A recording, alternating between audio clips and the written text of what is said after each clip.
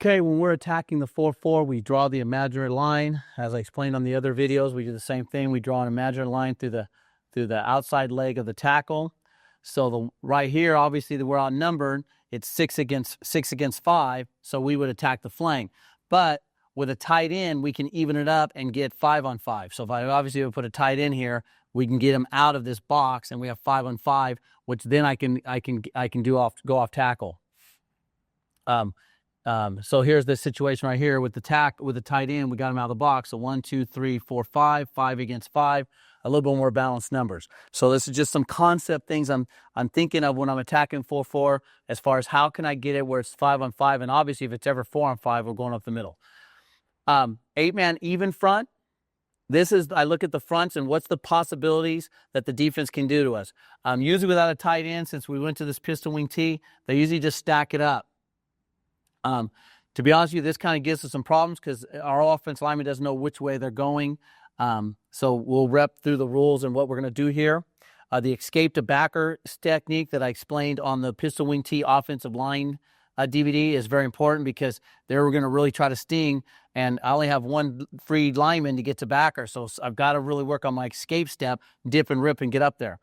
They could shade everybody out. This is kind of a 6-2 look. I don't know about you all, but we don't see that very much. I've only faced that once in my entire coaching career.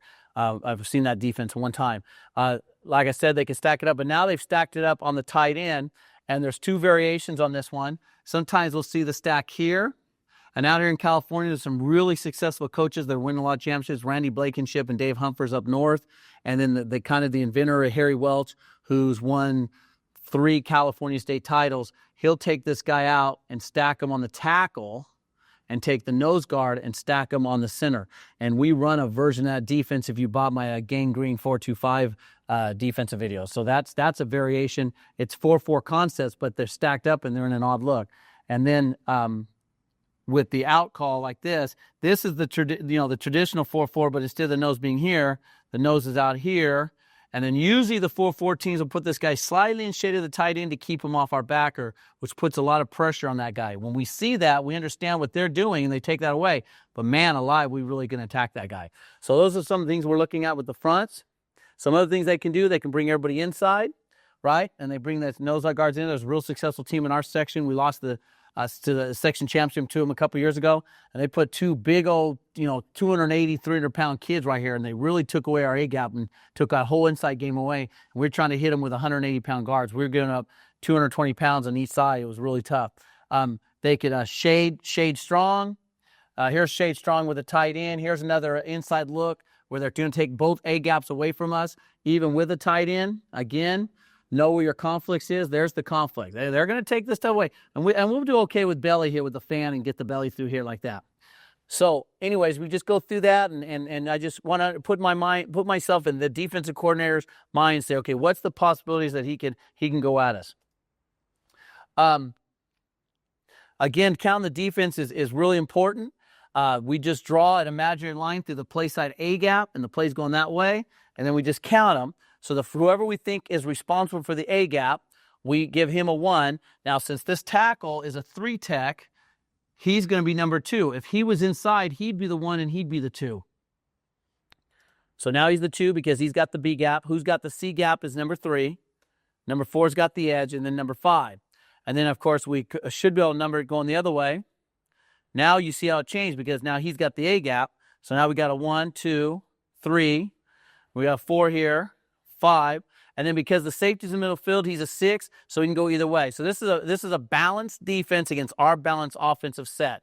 But this is important when it comes to option and what we're going to attack. Our first thing we're going to do against a 4-4 is we're going to attack 3 and figure out how to put him in conflict. And then depending on what he does, then it's a combo of what he does versus this and what he does in combination. So these 2 guys are working together and these 2 guys are working together, and that decides our point of attack here, here, here, and here. So when we're attacking an 8-man front, this is what we're trying to do. We're going to start off tackle and really go out to 3 and 4. And if the defensive end takes the C-gap, so he's inside shade of the tight end, I've already explained that. Number 4 is in big conflict. We're going to attack the middle. We're going to find the 3. We're going to hunt for the 3-tech. I'm gonna try to get them somehow to 3-tech so I can run this game here, and then our weak side, we had our weak side game here. And to set up crisscross, the 2 X's mean crisscross, double handoff counter. To set up crisscross counter, 26G lead will set this play up. So we got 26G lead that complements this play. Up here we got down and buck sweep and work them all in counter. Some of the other things we're going to do, here's the plays we want to do. So we're going to run our whole belly series. We like our whole belly series. Here's our options. It's going to put number 4 in conflict. And once we get them going out there to the tight inside, then we can run a buck to the split inside. Again, pick on number 3. Is he a contain or off-tackle player? He's got to decide. He can't be both. They can't ask him to do both. If he's an off-tackle player, then number 4 is the contain. If he's the contain, number 3 is the contain, then we're going to go up inside of him, force them to make him an off-tackle player, and when they do that, then we can attack 4. We now know where the free safety is. Is he going to roll with motion? How far is he going to shade to the strength? And we can play gains of the formation and get the dictate the free safety can go where we want him to go, and take that decision out of their hands. We'll decide what the free safety is going to do. And we like to run everything out of loose, except the down series because of this. And it kind of negates the free safety because now they point to 12 yards over the center and take them out of the game. Now we're playing 11 on 10. Okay, some general rules when you're attacking an 8-man even front is, again, like I talked about, and we're going to get them in packages. What's our conflict for number 2, our conflict for number 3, and conflict for 4. So we'll package our plays by how we're going to conflict them. In order, though, in the beginning of the game, we're going to start here, and then depending on what that's going to happen, then we're going to be attacking this side. And I've got a slide that'll explain that combo. But this is where we start. This is the beginning. We're going to attack with our number 3 conflicts and then build from there depending on their reaction. There's no other order after that. It depends on how they react to us attacking number 3. One of the things I want to make sure you got to point out is at every conflicted defender, okay, so here's basically the 3-tech. Here's their defensive end. Here's their outside backer, okay?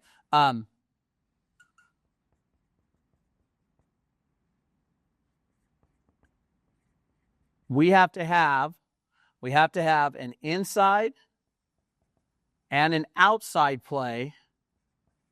We have to have both and a play action pass at each conflicted defender, especially here. Probably no play action pass for the 3-tech. Okay, for the 3-tech, we'll have an inside and outside play. So the inside play would be guard trap. The outside play might be belly. Here, the inside play would be buck. The outside play would be down. And then, of course, we got the play action pass.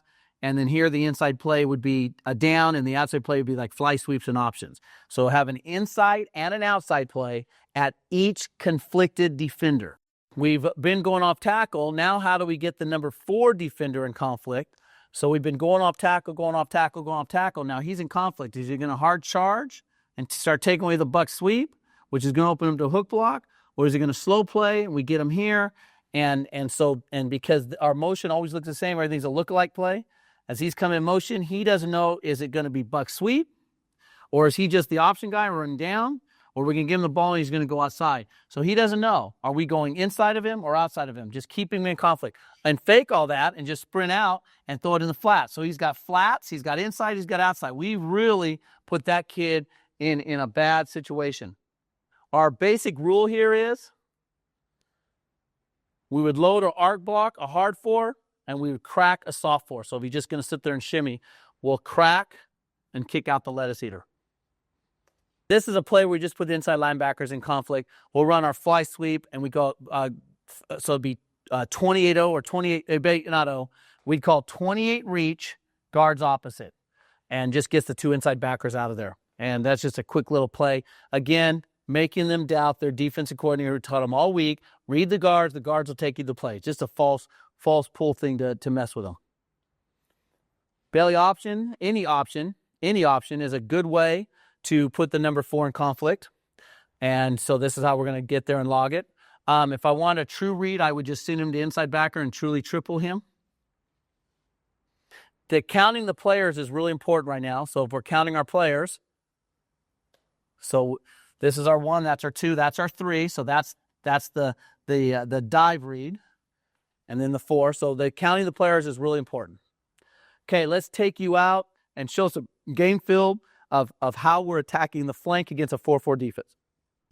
Okay, we're going to be taking a look at practice film of my Porterville teams, and these game films are several different schools from across the country that are running the pistol wing tee, and these are all the plays that are attacking off flank, so that's like 7-8 hole.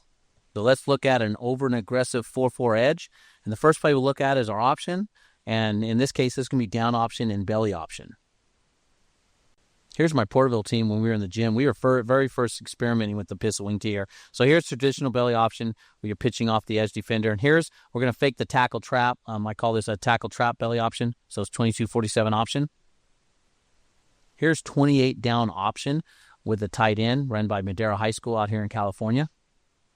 Here's 28 belly option. You see the outside linebacker coming up on the motion. And here in a minute right there, you're going to see him hop. Right there, you're going to see him hop and go for the belly fake. Here's belly option again. Watch the inside backer. The inside backer goes for the fake, so when we pitch off the outside linebacker, there's nobody left. Also, that was an open pivot where the previous play was reverse pivot, so it gives you two ways of looking at the option with the quarterback footwork. Here's the fly sweep, which I think out of the pistol hits really, really fast. I pull the play side guard. A lot of teams just reach block. That's fine. We don't block any interior D lineman, and we just feel like if he can catch our running back, then we need to get a new running back. Here, we're going to fake the fly sweep and run down underneath. So we're going to run to that tight end. So we fake the fly sweep and then run the down. Now, here's an example of an interior D lineman who does catch the fly sweeper. So if this was happening to you, either look at your running back speed or you're going to have to adjust your blocking scheme. Here, we're going to run the fly sweeper, what I call doubles formation. So you got both the X and the Y. You got both split ends on the same side. So obviously, it gives you the extra blockers. But what it does is it forces the outside linebacker, the number 4 defender, to widen out. He still got contained, so it opens up this alley for the fly sweeper. Here's my buddy out in Florida running the fly sweep out of the spread. You see the pulling guard doesn't even get there, but speed kills. Here we are running it versus a 2 tight end set. You see the corner and the outside linebacker real bunched up there, allowing both of them to get reach block. The running back does a good job finding the window to run through. The tight end wing flank gets the outside linebacker and corner bunched up on that flank and gives you more room to run. Here we're just going to put everybody off to the left and pitch it to our best running back and let him just find a seam and go. Here's the old way we used to pitch laser. We pull the tackle on lasers rockets. I don't like this pivot. I let him do it because it was easier because he's right-handed. But I make him open pivot now because you'll see right here when he opens this way, there's no fake to the tailback. Where when he open pivoted, he would actually be pivoting back and facing the camera, and he could run our guard trap fake or give it to the guard trap. I've always been tempted just to block guards away on every fly sweep because of what it brings as far as a false key, false pull. Here, look, if you were the linebacker and you got both ghosts, that's very deceptive, and it's really hard to find the ball. We made some changes since I left Porterville, so I'm going to use the Fresno kids to show you a few of the changes of what we made since we ran the offense for a year. This is if they're reading guards, we're going to run our fly sweep to the right, and we're going to run guards opposite, and the guards are going to pull left. Against a 4-4 team, the 2 inside backers are reading guards, and they should go with the guards opposite, putting the outside linebacker in conflict. Here we go, fellas. Liz 28 reached. Liz 28, guards away.